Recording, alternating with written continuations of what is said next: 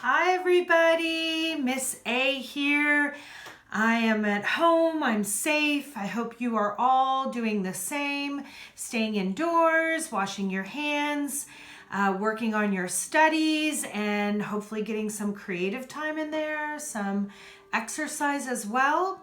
I wanted to just say hello to you guys because I miss you so much, but I've been keeping busy. I've been creating some tutorials. One we're going to draw because April's coming up and springtime rabbits, and I'll teach you how to draw that. Basic shapes, breaking it down like I taught you, getting a little more advanced by doing some lines and patterns, which I've taught you as well. And we're going to also do a tutorial on making your own line and pattern sheet for inspiration when you're doing these projects. I also have some really cool tutorials on maybe going out and taking a walk away from other people, of course, but gathering leaves and making little artwork with them. Animals. That would be really cool to do. I also have a tutorial on paper mache. Paper mache is basically glue and newspaper and water, or you can even use flour and water to make a paste. I made an elephant out of newspaper, just simple newspaper, and these are actually mailers that I got in the mail, and I just cut the shape out of ears, and there's a tutorial on how to make this, and there's a tutorial how to make a gorilla, and the gorilla's made out of newspaper as well. You can see it, and then I added some tissue for some texture, but you can also cut up construction paper or even use newspaper, which is great, and cut it up. So I have one other tutorial. Kandinsky's is my inspiration for these, using oil pastels or crayons. And I'm currently also working on a tutorial, a superhero tutorial, which is made out of basically recycled toilet paper rolls and paper towel rolls and some old recycled tinfoil and newspaper. We're going to paper mache these as well. But I have so many ideas for you all, and I want you guys to keep creative, and I'm also going to give you a little studio tour of my studio. So here we go. So here in my studio, I have 3rd, 4th, and 5th grades feathers. This is the project that's titled 300 Feathers, and it will be assembled on cardboard. They were asked to use white and black tints and shades to change the value of a color, and each class got a different colored paper and different colored oil pastels. And over here you are seeing recycled cardboard that I'm going to assemble all of the feathers on, and when it is done we will put that up on the wall, and you can take your photo in front of it with some wings. This over here is my 2nd and 3rd grade community project, and each child was given a shape and asked to draw a pattern or some sort of line design on it, and I assembled it all on a large piece of cardboard that now it is a huge community piece of art, and I think it turned out fantastic. And that will be hopefully shown on the wall, and you can take your photo in front of that. If you go up close, you can see all the different shapes. And moving along, we have another community project, which is inspired by Kandinsky's work. And these are oil pastels that the 4 kindergarten classes are to make. I have one class that needs to make them, but they each were asked to do a warm and a cool square using warm and cool colors, and each class has their own board with their colored circles, and I think they turned out brilliant. And here's a look of all three of them up close.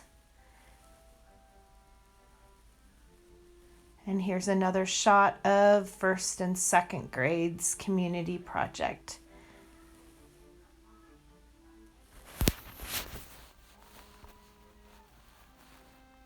And over here, I've been collecting recycled materials. A lot of my art projects use any type of recyclable materials. Egg carton crates, I have toilet paper rolls, everything. And here we're walking over to my large desk where I work and paint on. And to my right, I have my ceramic work. These are my night lights. They are moon night lights with animals on them that I sell in San Francisco. Here is some sculptures. These are called party animals. And that's a portrait of myself. And this is one last lamp. And there's a portrait I just did. I taught you all how to do your own portraits. You might want to do another one. This is a tree that 5th graders made for me. I love to read the little notes on it. And this is my children's book I'm working on. These are some illustrations from it. It's going to be about empowering children to volunteer and help the world by cleaning up and volunteering at shelters, and pretty much they'll have a multitude. This one is about a lemonade stand and raising money to save the elephants, and that should be done in the next year or so.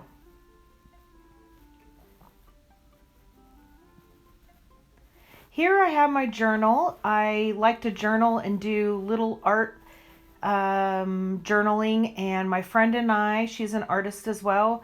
Each day we've been picking a different subject matter, and the first subject matter was trees. We were allowed to do any medium that we wanted to. I did ink, and I blew it with a straw, and it free-formed these branches. And then I got closer and I used green watercolor paint, and then I came back in with a green pen. And that was the first entry of my journal. And I have the second is what you see outside your window. That is the view of my window where I work. And I'll show you the view. There you go, San Francisco. And that's me with my little dog, Jessie. And that was the second entry in the journal. And then the third entry was your favorite animal. And mine is a fox. I love foxes. And then the fourth one was pulling in something from nature into our book. And I love walking on the beach and collecting sand dollars.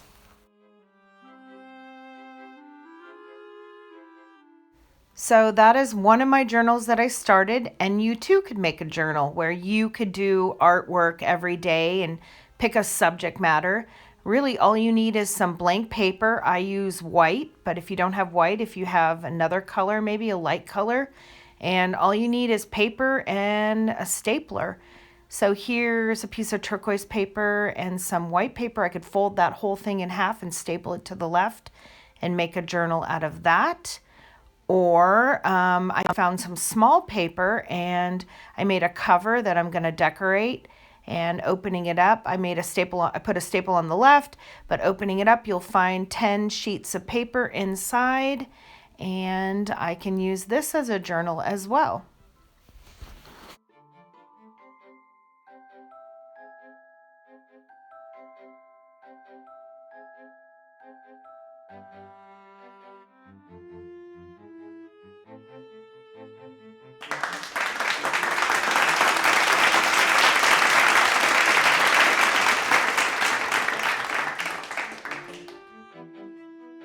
Thank you so much for stopping by and looking at my studio. I hope this inspires you to make a journal possibly and start drawing. You can draw the animals that I'm going to be teaching, and you can practice in your journal, or you could draw what's outside your window, or you could try sketching something that you love, maybe a toy or a seashell. Really, it's just a matter of spending about 30 minutes a day just doing something creative and keeping it all together. And in the end, you'll have a portfolio, which I taught you all about portfolios.